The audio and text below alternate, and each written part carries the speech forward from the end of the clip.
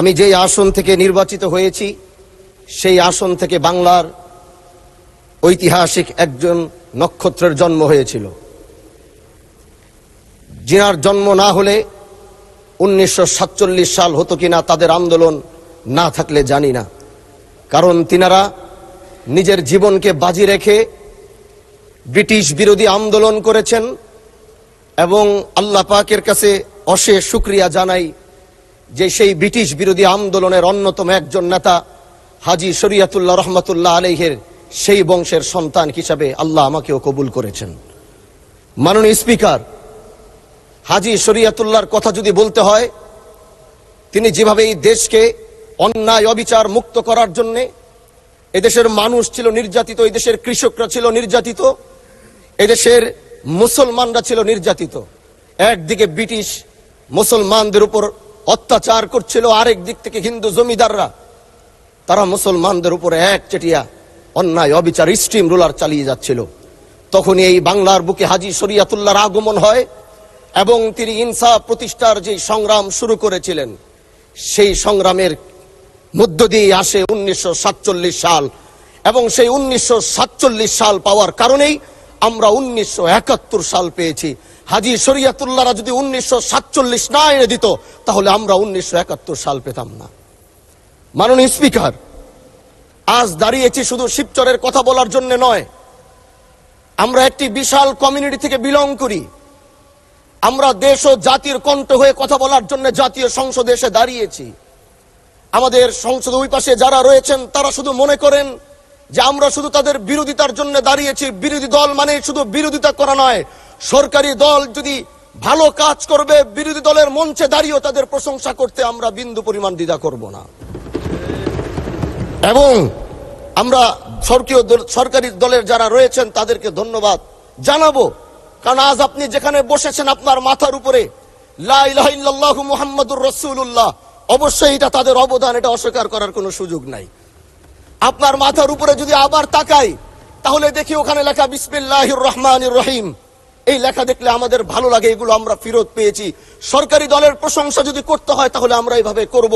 যখন তাদের প্রশংসা করা দরকার আমরা দাঁড়িয়ে প্রশংসা করব, যদি তাদের কোনো ভুল দিকে সেটা দাঁড়িয়েও এই বেঞ্চের থেকে আমরা তাদের প্রতিবাদ করব। এটাই আমাদের কাজ। মাননীয় প্রধান, আজ দাঁড়িয়েছি, হয়তো আমার কথা অনেক লম্বা, আমি জানি না আপনি আমাকে সময় দিবেন কিনা, কিন্তু আমি বলতে চাই মাননীয় স্পিকার, আমরা যেই জায়গা থেকে দাঁড়িয়েছি, বাংলার 30 থেকে 40 লক্ষ উলামায়ে কেরাম আমাদের দিকে তাকিয়ে রয়েছে, কারণ তাদের কণ্ঠ, তাদের সে আওয়াজগুলো আমরা যেন জাতীয় সংসদ থেকে দিতে পারি। তার মধ্যে অন্যতম একটি হলো মা কানা মুহাম্মাদুন আবা আহাদিম মির রিজালিকুম ওয়ালাকির রাসূলুল্লাহি ওয়া খাতামান নবিয়্যিন ওয়া কানা আল্লাহু বিকুল্লি শাইইন আলিমা। আপনি জানেন নবীর পরে আল্লাহ নবী হচ্ছে আমার ইমানের অংশ, আমার ইমানের পার্ট।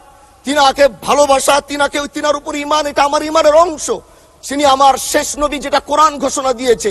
নবীও বলেছে আনা খাতামুন নবিয়্যিন লা নবিয়্যা বাদি, আমি শেষ নবী, আমার পরে কোনো নবী আসবে না।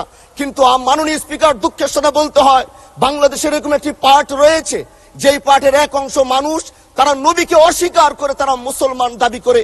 এবং এই বিষয়ে অনেকের ধারণা আছে, তারা জানে এই আন্দোলন করতে গিয়ে অনেক মুসলমানকে রাস্তায় শহীদ হতে হয়েছে, আন্দোলন করতে হয়েছে।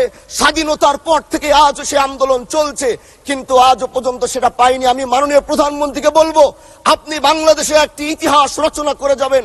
আপনার মাধ্যমে যদি এটা স্বীকৃতি পায়, যারা নবীকে অস্বীকার করে তারা কোনোদিন মুসলমান থাকতে পারে না, এটা আইনের মাধ্যমে, এটা বাংলাদেশের পার্লামেন্ট থেকে ঘোষণা হবে, সেটা আমরা চাই। মাননীয় স্পিকার, আরেকটি কথা, আপনি জানেন আমরা আমাদের নবীকে সবচেয়ে বেশি ভালোবাসি, যিনি আখিরি নবী, যাকে বলা হয়েছে ওয়ামা আরসালনাকা ইল্লা রাহমাতাল লিল আলামিন। আমরা বারবার দেখছি কিছুদিন পর পর কারা যেন কিভাবে এসে আল্লাহ নবীর শানে কটূক্তি করে, নবীকে নিয়ে অশ্লীল ভাষায় গালিগালাজ করে, নবীর শানে কটূক্তি করে। এই আন্দোলন, এই সংগ্রাম করতে গিয়ে আপনিও মাননীয় স্পিকার দেখেছেন রাস্তাঘাটে আন্দোলন করতে গিয়ে কত মানুষ মৃত্যুবরণ করেছে। যদি একবার বাংলাদেশের আইনে, কারণ মুসলমান যদি আমাদের বাংলাদেশে পার্সেন্টেজ অনুযায়ী আমাদের অবশ্যই মুসলমানদের সংখ্যা এই দেশে অনেক বেশি। আমরা তো অন্য কিছু চাচ্ছি না। এই দেশের মানুষ নামাজ না পড়লেও যদি কেউ নবীকে কটূক্তি করে তার কলিজা ছিঁড়ে যায়, সে রাজপথে নেমে যায়। আমি বলবো যারা নবীকে কটূক্তি করে, নবীর নামে গালিগালাজ করে, এদের মৃত্যুদণ্ড এই আইনটাও যেন বাংলাদেশের এই সংসদ থেকে পাশ করা হয়। মাননীয় স্পিকার, এই কথাগুলো বলতে গিয়ে অনেক কথা হারিয়ে যাচ্ছে। এলাকায় বলেছিলাম যে আমরা ন্যায়ের পক্ষে কথা বলবো, ইনসাফের পক্ষে কথা বলবো। তখন অনেকে হাত ধরে বলেছিল, হামজালা ভাই জাতীয় সংসদে যখন যাবেন একটু বললেন হাদি হত্যার বিচারটা যেন হয়। জি 2 মিনিট বাড়ানো হলো, আরো বলেন। আজকে যে সন্তানটা ন্যায়ের পক্ষে কথা বলেছিল, ইনসাফের আওয়াজ দিয়েছিল, আমাদের মতোই যুবক, মাননীয় স্পিকার, তিনি এই যে স্বপ্ন বুনেছিল এক সুন্দর বাংলাদেশ করবার, রাস্তার ভিতরে সেই স্বপ্ন থামিয়ে দেওয়া হয়েছে। এই বিচার যদি না হয় তাহলে আমাদের মতো হামজালাদের নিরাপত্তাও রাস্তায় কেউ দিতে পারবে না, মাননীয় স্পিকার।